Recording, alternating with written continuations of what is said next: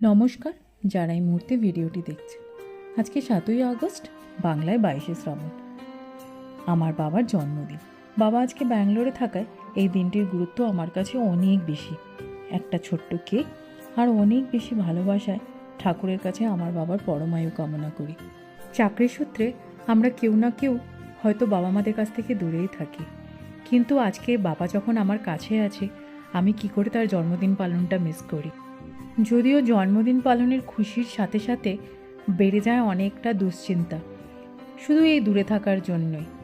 তাও এই ছোট ছোট স্মৃতিগুলোকেই মোবাইলে রেখে বাবা মা যখন আমার থেকে দূরে থাকবে, খড়গপুর চলে যাবে, তখন হয়তো এগুলো দেখি আমি নিজে কিছুটা হলেও খুশিতে থাকবো বা শান্তিতে থাকবো। শুধু আমার বাবা মাই নয়, ভালো থাক পৃথিবীর প্রতিটি বাবা মা এবং তাদের সন্তানেরা। ভালো থাকবেন, ভালো রাখবেন।